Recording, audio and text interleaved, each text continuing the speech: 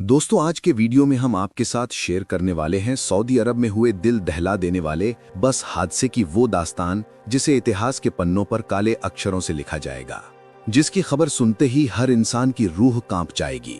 तो आइए जानते हैं इस पूरे वाकये को शुरुआत से। 18 नवंबर 2025 की रात एक लग्जरी व्हाइट टूरिस्ट बस सऊदी अरब के मक्का शहर से निकलकर मदीने की तरफ जा रही होती है। बस में कुल 42 से भी ज्यादा इंडियन हाजी यात्री सवार होते हैं। इनमें से ज्यादातर इंडिया के तेलंगाना और हैदराबाद शहर से उम्रा हज पर आए हुए थे। इनमें से कई लोग पहली बार सऊदी अरब के लिए निकले थे। उन्होंने पहली बार मक्के की खुशबू महसूस की थी और अब मदीने के नूर का इंतजार कर रहे थे। लेकिन किसी को ये एहसास नहीं था कि उनके सुहाने सफर की आखिरी मंजिल मदीना नहीं, बल्कि एक दर्दनाक दास्तान बनने वाली है। रात के करीब 12 बजे बस रेगिस्तान की सुनसान सड़क से गुजर रही होती है। बस के अंदर ज्यादातर यात्री थकावट की वजह से अपनी अपनी सीटों पर सुकून से सो रहे होते हैं। कुछ लोग धीरे धीरे तस्बीह पढ़ रहे थे, तो कुछ अपने फोन में फैमिली के साथ इंस्टाग्राम पर चैटिंग कर रहे थे। बस में पीछे की तरफ एक बड़ा परिवार बैठा हुआ था। इसमें कुल 18 जिंदगियां शामिल थीं, बच्चे और बुजुर्ग सभी। ये परिवार था शेख फैमिली।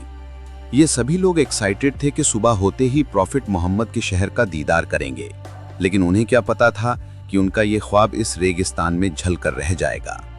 करीब 2 बजे कुछ किलोमीटर आगे एक हैवी डीजल टैंकर, जिसका ड्राइवर सलमान अल फरहा था, अपने रूट से थोड़ा डगमगाया। सलमान थका हुआ था और उसकी आंखें झपक रही थीं, इसलिए टैंकर बार बार अपनी लेन से बाहर निकलकर दूसरी लेन में घुस रहा था।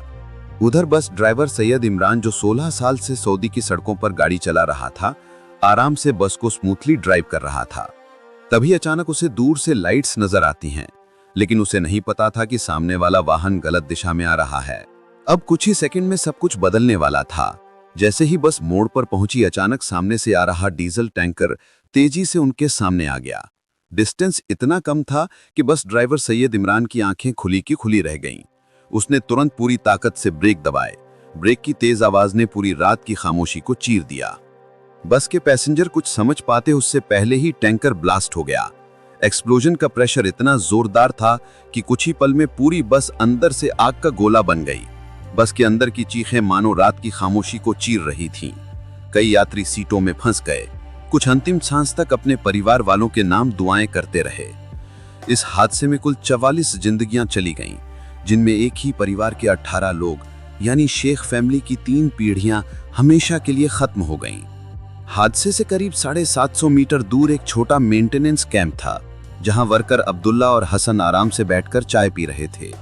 सुनसान रेगिस्तान में अचानक हुए तेज धमाके और विशाल आग के गोले को देखकर दोनों डर गए और अपने सऊदी सुपरवाइजर फहद अल मुकरी को रिपोर्ट करते हैं। सुपरवाइजर बिना एक पल गवाए फायर और पुलिस की इमरजेंसी नंबर पर कॉल करता है। लगभग 12 मिनट बाद पुलिस और एम्बुलेंस की रेस्क्यू टीम वहां पहुंच जाती है, लेकिन आग की लपटें इतनी तेज थीं कि रेस्क्यू टीम्स को भी पास जाने का मौका नहीं मिल रहा था। अब बस पूरी तरह आग की लपटों में घिर चुकी थी और अंदर फंसे हुए लोग जोर जोर से चीख रहे थे। एक अफसर मोहम्मद अली ने कोशिश की कि बस का दरवाजा खोले, लेकिन गर्मी इतनी तेज थी कि दरवाजे के पास 5 सेकंड खड़े रहना भी नामुमकिन था। लगभग 22 मिनट बाद फायर फाइटर की 3 टीम वहां पहुंचती है। 2 टीमों ने फोम कैनन से टैंकर की आग पर काबू पाना शुरू किया, वहीं एक टीम ने बस के दरवाजों और खिड़कियों की तरफ पानी फेंकना शुरू किया। हीट अभी भी 450 डिग्री सेल्सियस से ऊपर थी। आग इतनी भयंकर थी कि पहली कोशिश में फोम भी पिघल रहा था और फायर फाइटर्स पीछे हटने पर मजबूर हो रहे थे। लेकिन लगातार संघर्ष के करीब 44 मिनट बाद काफी हद तक आग पर काबू पा लिया गया। पूरी तरह आग बुझने के बाद जब फायर फाइटर अंदर पहुंचे, तो पूरी बस अंदर से एक लोहे के कंकाल में बदल चुकी थी। सीटें पिघली हुई और अंदर दिल तोड़ देने वाला सन्नाटा था। रेस्क्यू टीमों ने अपनी जान जोखिम में डालकर बिना एक पल गंवाए काम किया। उन्होंने बस के चारों कोनों से राख में इंसानों की झांकियां ढूंढनी शुरू की। इस हादसे में कुल 46 बेगुनाह इंसान मारे गए, लेकिन खुशकिस्मती से सिर्फ एक लड़का मोहम्मद अब्दुल शोएब जिंदा बचा था।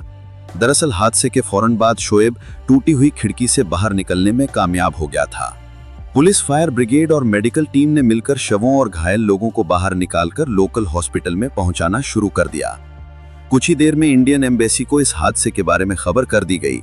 उन्होंने तुरंत रेस्क्यू टीम और अस्पतालों के साथ मिलकर डेड बॉडीज की पहचान शुरू कर दी। हादसे की खबर मिलते ही हर किसी का दिल टूट गया। हर कोई हज पर गए हुए अपने लोगों की खैर खबर जानने में लग गया। इस हादसे ने सिर्फ एक परिवार को ही नहीं बल्कि बड़ी संख्या में उन लोगों की जिंदगी बदल दी जो एक पाक सफर पर गए हुए थे। और सबसे दर्दनाक बात यह है कि किसी को मालूम नहीं कि उन लोगों की अंतिम विदाई कैसे होगी। उन्हें सऊदी अरब में ही दफनाया जाएगा या फिर इंडिया वापस लाया जाएगा। इसकी जान